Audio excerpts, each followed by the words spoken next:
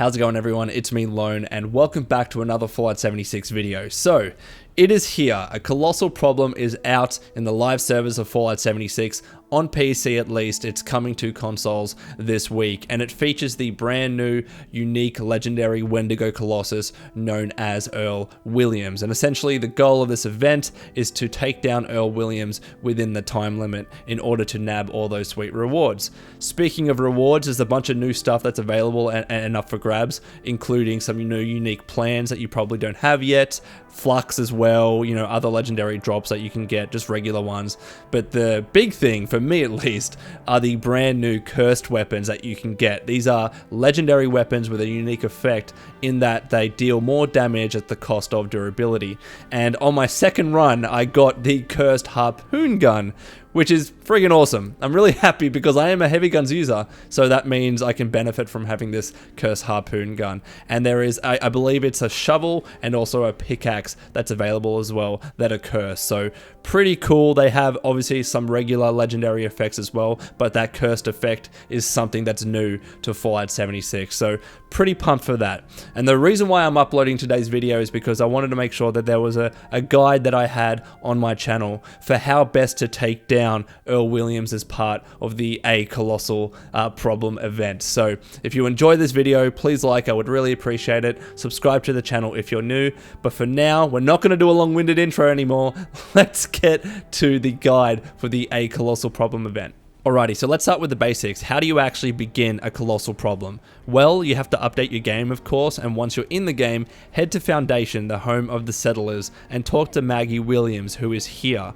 Once you finish the dialogue with Maggie Williams, you will begin the Something Sentimental quest, and then if you talk to her again, she'll tell you that you need to launch a nuke on Monongah Mine. Monongah Mine is where the event takes place, so all you need to do is go to a nuke silo, one of the 3 in the world, launch a nuke that covers Monongah Mine, and then once the nuke actually lands, a Colossal Problem event will begin, and then you can simply join from the map. Now keep in mind as well that these events are capped at 8 people and they're instanced. So once the event actually fills up with 8 people, a new instance will begin and then more people can join that one. So if you do want to play with your friends and do want to play with your teammates, try and make sure that you're either joining the event straight away as soon as it pops up, or you're joining at roughly the same time. Otherwise, there is a risk that you actually might not be in the same instance. So once you've created all this, you've started the event, and you've joined on the map, then you need to prepare. So let's talk about preparation. First and foremost, I definitely suggest you do this event in a team. Now, of course, if you're doing this event in a public server, you're going to have people that join you no matter what, I believe, just so long as you're not in one of those instances that don't have any other people that join. So just be careful of that if you can. But yes, I do suggest that you have people along with you. I know that there are people that can and have done this solo, like they might prefer to create their own world and try the event solo. And it's definitely not impossible. It's of course possible to be able to do it, but there's a few reasons why you probably don't want to do that. First and foremost, if you do get downed, especially if you're a bloodied build, and it can and it will happen, then when you return to Earle, because no one else was around, he's going to have regenerated a bunch of health, and he's already tanky enough as it is, so that gets annoying real quick. So I do suggest you be in a team for that reason. Also as well, you don't want to be wasting a bunch of ammo and other equipment on your own if you want to keep doing these events again and again to get all the rewards, right? You want to try and reserve as much of your ammo and equipment as possible for future times that you want to do this event. So again, I suggest absolutely that you do it in a team, but if you're in a public server, you're already covered on that front. Now, in terms of materials, what I suggest, of course, bring along your best weapons. You're going to need them, particularly your fast fire weapons, your automatic weapons. If you're a power armor and a heavy guns user, perfect. That's great for this event. But if you're not, whatever your best weapons are, you bring them along. And if they're ranged weapons, try to prime them if you can, because you're going to get a nice boost in damage. But if you can't, because you just don't have the flux and you don't like to use primed weapons, that's totally okay, because there's going to be enough people, usually in most of those instances, to take down Earle within the time limit. Of course, bring along a lot of healing items and stim packs, super stim packs, to try and get that quick healing, because there is a lot of sources of damage in this event, as I mentioned before, and especially Earle can take you down very quickly with his corrosive attacks. So be sure you bring a lot of healing items, but also expect to get downed a fair bit. And if you're going to get downed, especially as a bloodied build, I would suggest you bring some toxic goo or some other radiation sources like food along, just so you can get back below to that, less than 20% health level if you do get downed and you have to be revived or you have to spawn again, because then you won't have your bloodied effect maximized. So definitely bring some radiation sources along with you. Also bring some chems, like that's a given, right? You want to have some chems that help you deal more damage, but also chems that help you resist some more damage as well. So anything like Psycho Tats or Psycho Buff or Psycho Overdrive, like those are the ones that I definitely suggest that you use. And items that boost your HP are also pretty effective to try and make you a little bit more tanky, because it's going to help. The more health that you have, the less likely you are to die. Again, especially if you are a bloodied build, it's more important to try and have more HP at that less than 20% level. And Psycho Buff in particular, it's really good because it actually increases your damage while giving you more max HP. So Psycho Buff is a great chem to use. And if you're not in power armor, I do suggest using some poison resisting armor if you have it, because Earle's attacks can have poison damage, so keep that in mind too. Now in terms of perk cards, some suggested perk cards, this is not comprehensive, okay?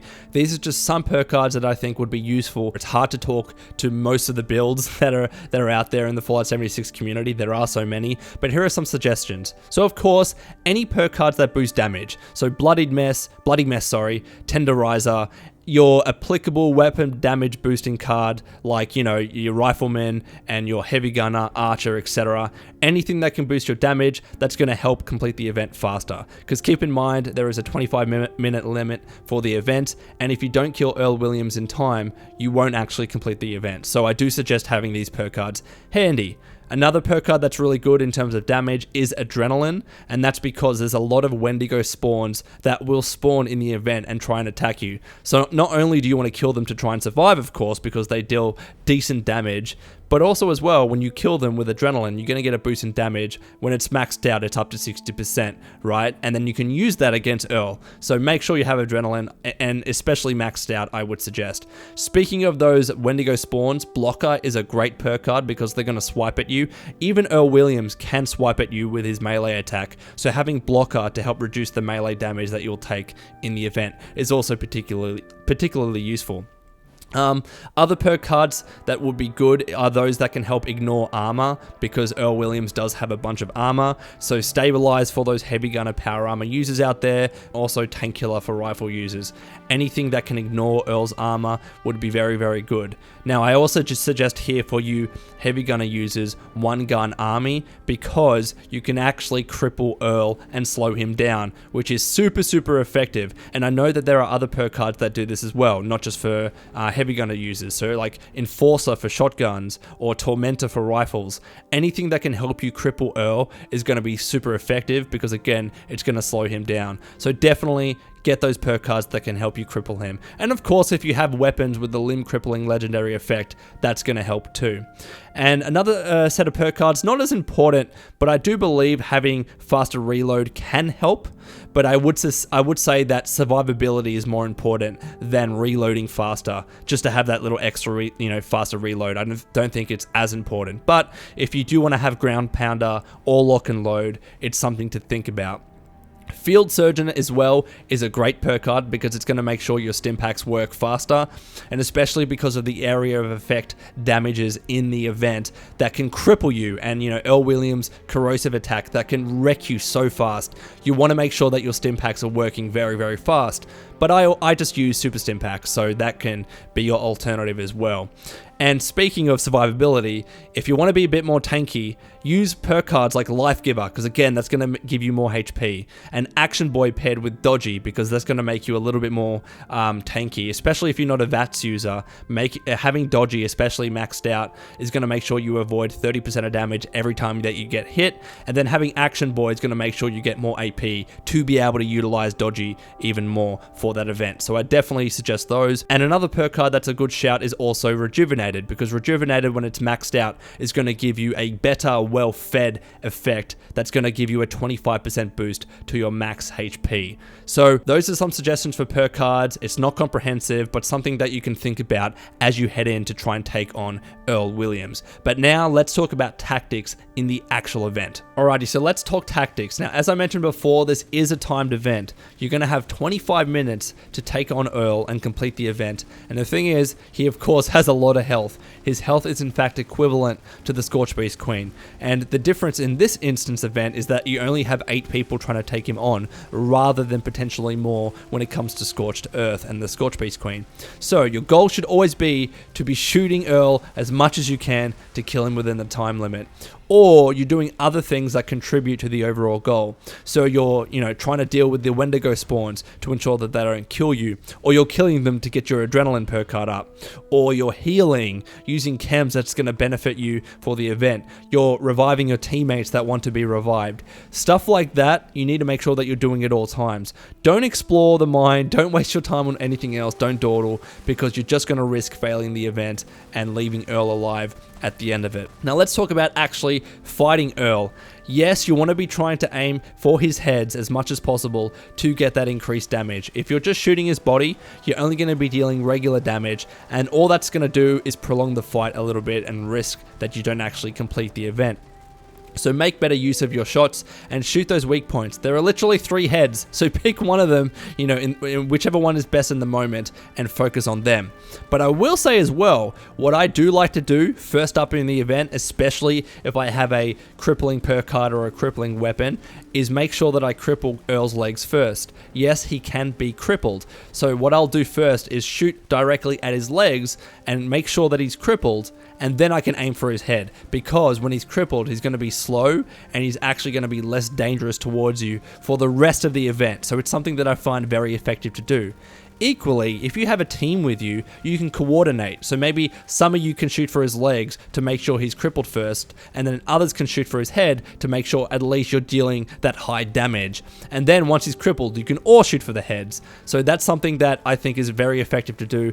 If you're in a team and you have like a game chat going or a Discord chat going, you can coordinate with the crippling and the shooting of the heads. Now, this goes without saying, I think, but I want to stress it. Keep a constant eye on your health, man, because there are so many things in this event that can kill you very quickly. So Earle's corrosive and poison attacks are something that can eat through your armor, especially if you're bloodied, and will kill you very, very quickly, especially if you're not paying attention. So don't be afraid to use stim packs, right? Don't be afraid to heal, because you'll notice that your health is going down too quickly sometimes for your stim pack to actually heal you, especially if you don't have the perk card like Field Surgeon that increases the speed of your stim packs. And you want to keep an eye out for the corrosive pools that Earle creates as well, because they can damage you quite significantly, especially if you're a bloodied build. And then there's debris that falls from the ceiling. I find this to be so dangerous. I can't tell you how many times that I've done this event and the debris has fallen from the ceiling, and that it's just killed me instantly because I'm a bloodied build. So make sure that you're keeping an eye on that. Sometimes you can't help it, but it happens. Just try and be careful, right?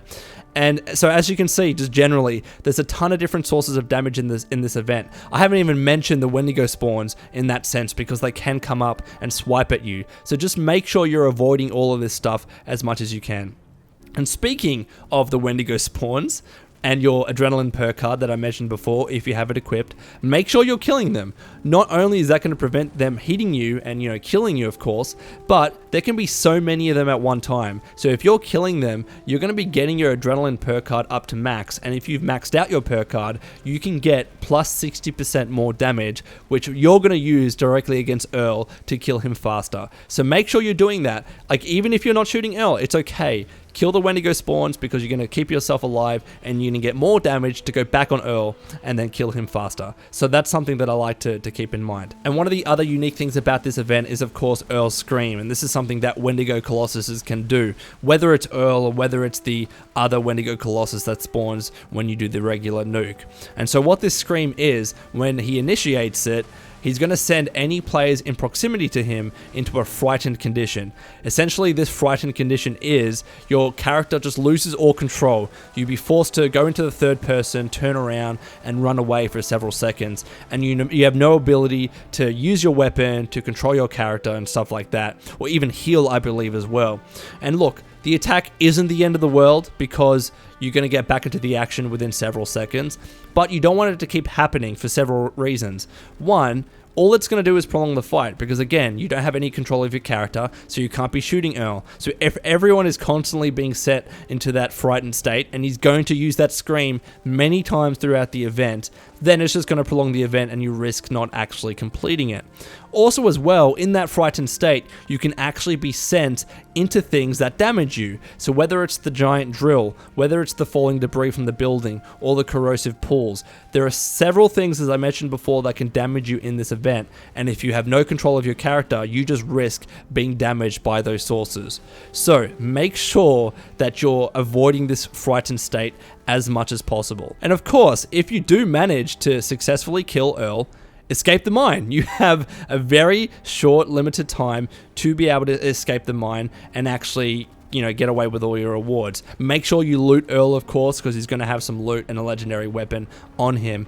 But know where the exit is, because it's hard to find sometimes, especially in all the chaos, and you're still going to have Wendigo spawns there, potentially. So know where the exit is, make sure you know how to escape, and just make that the priority. Like, you don't want to risk actually being in the mine when it collapses. So now, let's get to the conclusion of this video. Alrighty, Wastelanders, that's all from me. I hope this video was helpful and that you enjoyed the content. Let me know in the comments below if there's anything else I can clarify, but I hope with all the tips and the tactics in this video, you're all prepared for a colossal problem and to take on Earle Williams, the unique legendary Wendigo Colossus. So until the next video, this has been the Lone Vault Wanderer. Please take care of yourselves, and would you kindly keep fighting the good fight.